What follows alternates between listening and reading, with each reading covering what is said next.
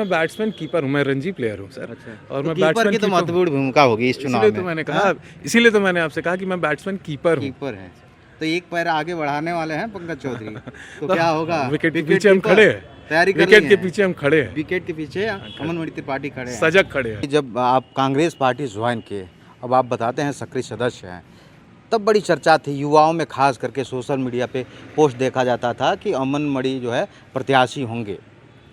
आखिर क्या कारण हुआ कि कहानी बदल गई? जो ही आप कांग्रेस पार्टी ज्वाइन करते हैं अगले दिन आपके यहाँ कुर्की का एक आदेश आ जाता है। क्या अमन मणि त्रिपाठी न्यूट्रल हो गए, डर गए या क्या? विष्णु प्रभाकर गांव वाले रिपोर्टर का आप सभी को नमस्कार है। नौतनवा विधानसभा की राजनीति के लिए कहा जाता है यहाँ की राजनीति की दशा और दिशा तय करने में त्रिपाठी परिवार का बड़ी अहम भूमिका होती है। और अब महाराजगंज में लोकसभा का चुनाव है। लोकसभा चुनाव के ठीक पहले नौतनवा के पूर्व विधायक अमन मणि त्रिपाठी कांग्रेस का दामन थाम लिए। तमाम समर्थकों में चौक चौराहों पे ये चर्चा थी कि अब अमन भैया को जो है टिकट मिल जाएगा। लेकिन अगले दिन एक न्यूज़ आता है कि वीरेंद्र चौधरी जो है यहाँ से लोकसभा प्रत्याशी बनाए गए हैं। अमन मणि त्रिपाठी पूर्व में जो है थोड़ा स्लो थे, लेकिन पिछले 2 दिन से बड़े फास्ट हैं और एकदम स्पीड के साथ बॉलिंग कर रहे हैं। उधर पंकज चौधरी भी बैटिंग करने के लिए तैयार हैं। युवा हैं आप, सबसे पहले बताइए क्या हाल चाल है? बहुत अच्छा है। आपने कहा बॉलिंग कर रहे हैं, हम कभी बॉलर नहीं रहे, हम हरदम से बैट्समैन और कीपर रहे हैं। आज मैंने पंकज चौधरी जी का इंटरव्यू किया है, तो पंकज चौधरी ने कहा 6 बार तो छक्का लगा है, इस बार का छक्का और तगड़ा वाला होगा, एकदम बाउंड्री पार जाएगा। क्या सोच रहे हैं? अब एक ओवर में 6 ही बॉल होती है। नए बॉलर आ गए हैं, कितनी तैयारी है वीरेंद्र चौधरी की? पूरी तैयारी देखिए, तैयारी किसी दल की, किसी प्रत्याशी की नहीं होती, तैयारी जनता की होती है। जनता तैयार है। एक और बात हमको बताइए, ताकि महाराजगंज की राजनीति के लिए कहा जाता है जब भाजपा का कोई अस्तित्व तो नहीं था, खास करके पूर्वांचल में, तो भी पंकज चौधरी जीत जाते थे। अब भाजपा के लोग कह रहे हैं कि मोदी और योगी का लहर चल रहा है, और कांग्रेस के जो विधायक हैं, जो लोकसभा प्रत्याशी हैं, उनके लिए कह रहे हैं ये अनुकंपा विधायक हैं, पब्लिक ने दया किया, विधायक बन गए। अब सांसद जी के टकराना बड़ा मुश्किल काम है, लोहा कैसे लेंगे? देखिए, अनुकंपा बड़ा अच्छा शब्द आपने निकाला। निकाला नहीं, मैंने बहुत बेहतरीन शब्द है अनुकंपा। अनुकंपित तो महाराजगंज क्षेत्र की जनता 6 बार रही, लेकिन उस अनुकंपा का जवाब जब जनता को नहीं मिला है कि कभी कभी जनता को भी अनुकंपा चाहिए होती है कि बिजली लग जाए, सड़क बन जाए, रेल लाइन ठीक हो जाए, पुल पुलिया बन जाए, स्वास्थ्य की व्यवस्थाएं ठीक हो जाएं, शिक्षा की व्यवस्थाएं ठीक हो जाए। उस अनुकंपा में कभी अनुकंपा आदरणीय सांसद और माननीय मंत्री जी ने जनता की ओर नहीं किया। जनता की ओर नहीं किया। अच्छा, एक सवाल और, ताकि जब आप कांग्रेस पार्टी ज्वाइन किए, अब आप बताते हैं सक्रिय सदस्य हैं, तब बड़ी चर्चा थी युवाओं में, खास करके सोशल मीडिया पे पोस्ट देखा जाता था कि अमन मणि जो है प्रत्याशी होंगे। आखिर क्या कारण हुआ कि कहानी बदल गई? जो ही आप कांग्रेस पार्टी ज्वाइन करते हैं अगले दिन आपके यहाँ कुर्की का एक आदेश आ जाता है। क्या अमन मणि त्रिपाठी न्यूट्रल हो गए, डर गए या क्या? नहीं, डरने न डरने की ऐसी कोई बात नहीं है। हमने कांग्रेस पार्टी ज़रूर ज्वाइन की, हम किसी दल में नहीं थे, हमने कांग्रेस पार्टी ज्वाइन की कि कांग्रेस पार्टी राष्ट्र हित में, हमारे नेता आदरणीय राहुल गांधी न्याय यात्रा में भी और कन्याकुमारी से कश्मीर के यात्रा में भी जन जन की समस्याएं सुन करके कलेक्टिव एक उन्होंने रोड मैप तैयार किया कि हमारी सरकार बनेगी तो हम क्या करेंगे। इस चीज़ से, अन्य चीज़ों से प्रभावित होकर के हमने कांग्रेस पार्टी ज्वाइन की। नौजवान हैं, ऊर्जावान हैं, तेज़ हैं। ये देखिए, शीर्ष नेतृत्व का विषय होता है, CEC का विषय होता है कांग्रेस इलेक्शन कमेटी का, कि वो टिकट किसे देती है। तो वो उन्होंने निर्धारित किया कि वीरेंद्र चौधरी जी लगेंगे। अब हम उस दल में हैं तो हम अपने प्रत्याशी का, अपने दल का प्रचार करेंगे। लड़ाई कितना आसान और कितना मुश्किल देख रहे हैं? नहीं, हमें लड़ाई मुश्किल और आसान की बात नहीं है। जैसे मैंने आपसे बताया कि जनता ऊब चुकी है, और जनता ने उस वक्त भी जिताया जब भारतीय जनता पार्टी के कम सांसद होते थे और उस वक्त भी जिताया जब भारतीय जनता पार्टी के 75 सांसद इसी प्रदेश से जीत करके गए। लेकिन वापस महाराजगंज में क्या आया, विषय ये होता है कि हम चुन के भेजते हैं, उत्साह में चुन के भेजते हैं, किसी नई उम्मीद के साथ चुन के भेजते हैं, अगली बार में भेजते हैं। लेकिन वापस कुछ महाराजगंज की जनता को जब नहीं मिला तो महाराजगंज की जनता तैयार है कि इस बार बदल देंगे। बदलाव होगा, ताकि आप युवा हैं और बहुजन समाज पार्टी से विधायक रहे हैं पूर्व नहीं में। सर, निर्दल। अच्छा, निर्दल थे, बाद में बहुजन समाज पार्टी आप ज्वाइन किए। युवा में दलित वर्ग में खास आपकी पकड़ है, ब्राह्मण घराने से आते हैं, ब्राह्मण वोटर भी महाराजगंज ज़िले में लोकसभा की बात करें तो ठीक ठाक है। किस तरीके से अपने खेमे में लेंगे?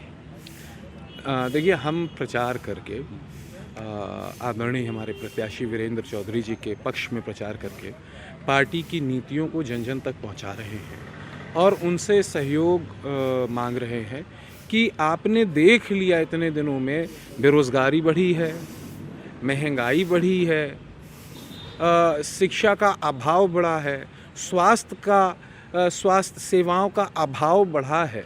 तो एक मौका वीरेंद्र चौधरी जी को दीजिए, हमारे पार्टी को दीजिए, हमारी सरकार बने, ताकि हम नए सिरे से महाराजगंज जो मतलब पिछड़ा था 91 में जब पंकज चौधरी जी जीते और जीतते चले आ रहे हैं, 24 हो गया, मंत्री हो गए, आज भी लोग कहते हैं पिछड़ा है।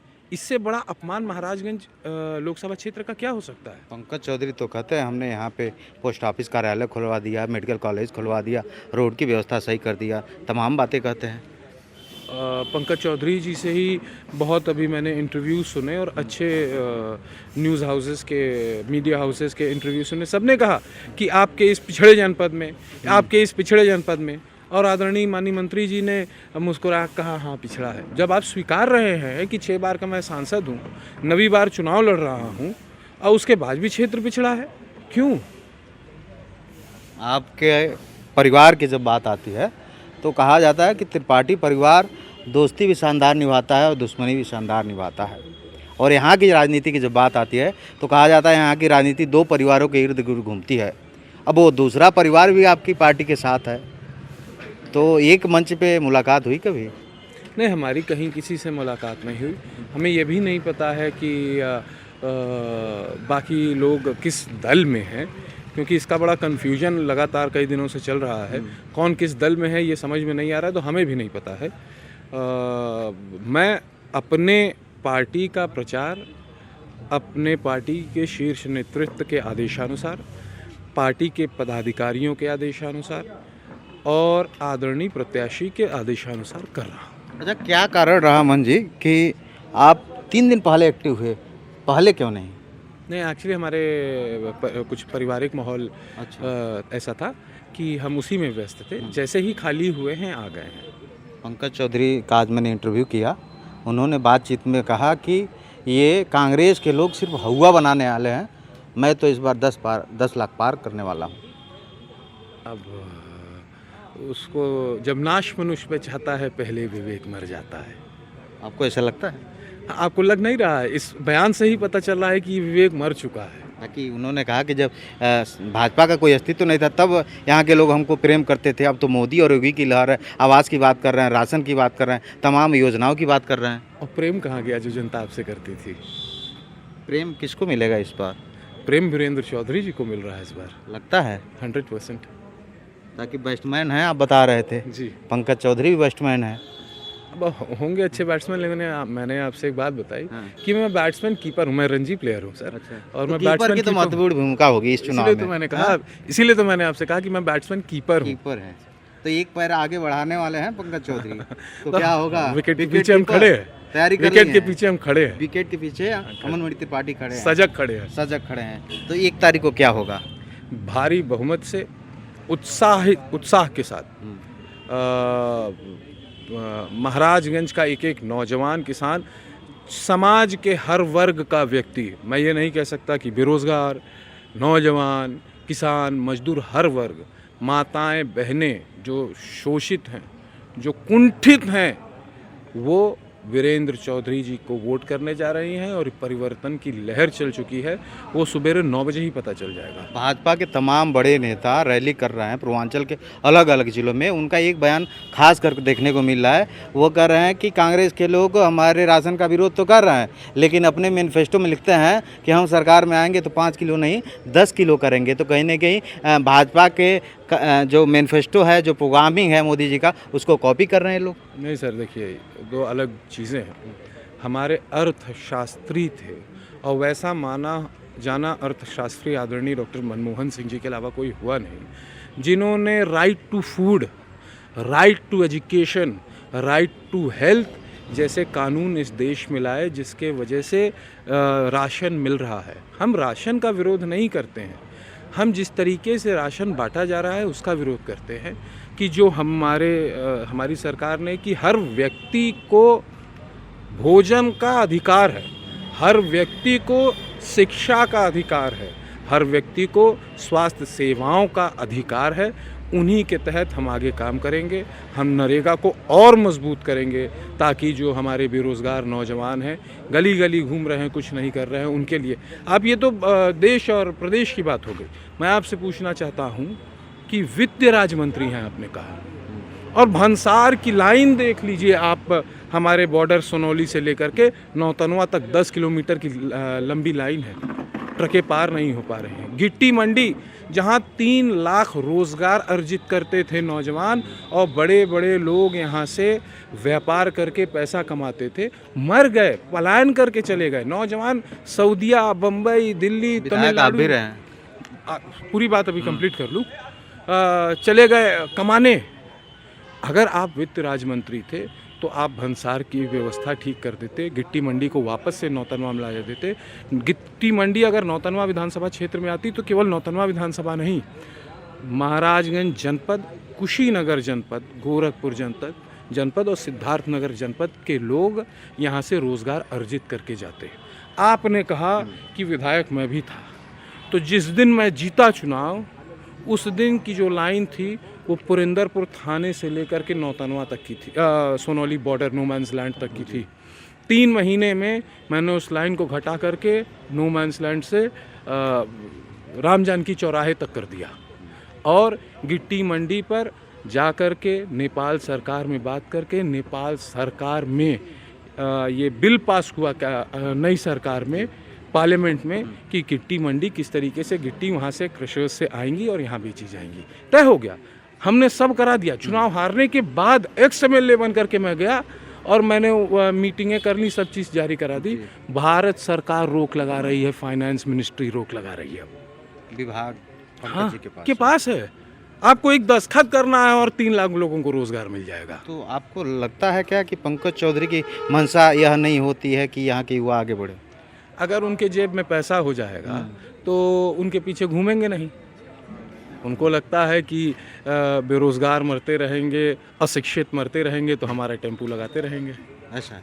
बिल्कुल है। नहीं होता, मैं नहीं सोचता हूँ, यहाँ का एक नौजवान सोचता है। और अगर ऐसा नहीं होता तो आज 3 लाख लोग पुनः शिक्षित होते, रोज़गार प्राप्त करते और आसानी से दुबई, बम्बई और तमिलनाडु और दिल्ली और पंजाब नहीं जाते, अपने घर रहते और कमाते खाते। पंकज चौधरी पूरे लोकसभा में सबसे ज़्यादा उनकी नज़र जो है नौतनवा पे है, क्योंकि नौतनवा में हमेशा जो है उनको हार मिल जाता है।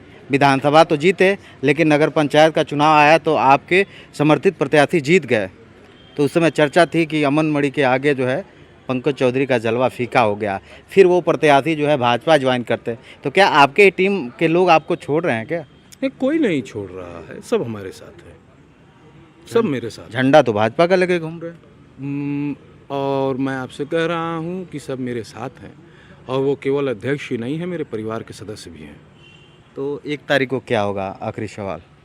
1 तारीख को भारी बहुमत से और मन बना करके इस क्षेत्र की जनता इंडिया गठबंधन के प्रत्याशी, महाराजगंज के प्रत्याशी वीरेंद्र चौधरी जी को जिताने जा रही है। Aman Mani Tripathi as a wicket keeper तैयारी कर लिए हैं, एज ए बैट्समैन भी। एज ए बैट्समैन भी। बहुत धन्यवाद, आपने हमको समय दिया। तो हमारे साथ पूर्व विधायक अमन मणि त्रिपाठी नौतनवा, और इन्होंने कहा कि विकेट कीपर की पूरी भूमिका में तैयारी हो गई है।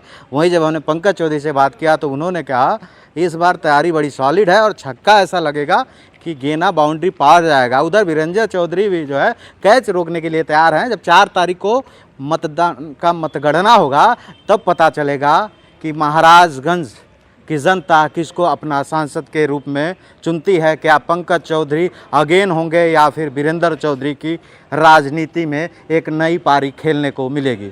देश दुनिया पूर्वांचल की तमाम खबरों के लिए विष्णु प्रभाकर के साथ जुड़े रहिए। गाँव वाले रिपोर्टर का आप सभी को नमस्कार।